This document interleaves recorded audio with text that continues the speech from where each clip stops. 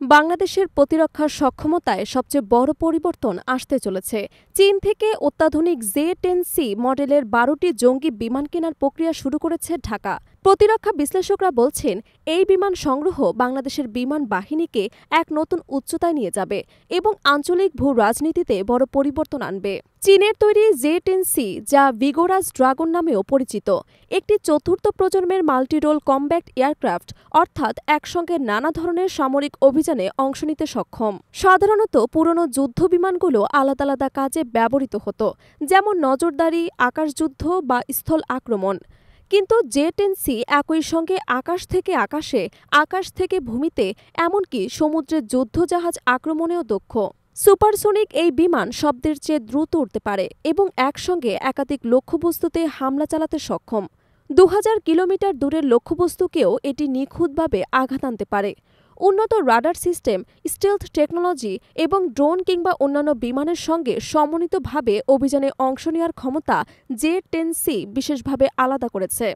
গত বছরের মে মাসে ভারত-পাকিস্তান উত্তেজনার সময় পাকিস্তান দাবি করে, তাদের জে-10সি বিমান ভারতের ফ্রান্স নির্মিত দাসল্ট রাফালে ভূপাতিত করতে সক্ষম হয়েছে।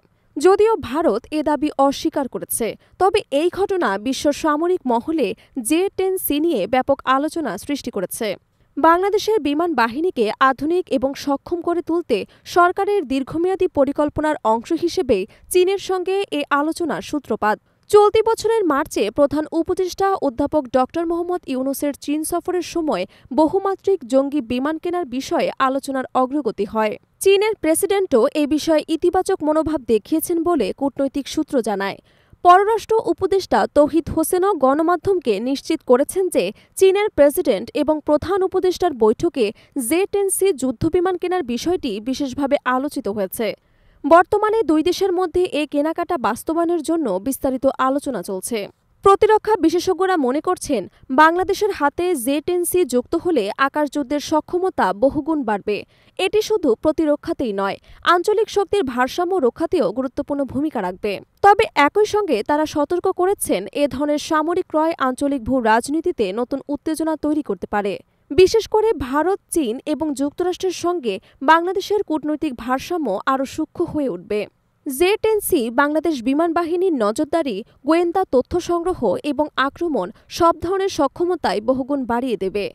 এর ফলে শত্রুপক্ষের ঘাঁটি, ট্যাঙ্ক, রাডার সিস্টেম, এমনকি সমুদ্রপথের যুদ্ধ জাহাজও সরাসরি আক্রমণের আওতায় আনা সম্ভব। এছাড়া অতীতের যুদ্ধবিমানের তুলনায় অনেক কম সময়ে অভিযানে অংশ নেয়া, শত্রুর রাডার ফাঁকি দেয়া এবং সমন্বিত আক্রমণে অংশগ্রহণের ক্ষমতা বাংলাদেশকে আধুনিক যুদ্ধনীতির সঙ্গে সামঞ্জস্যপূর্ণ করবে।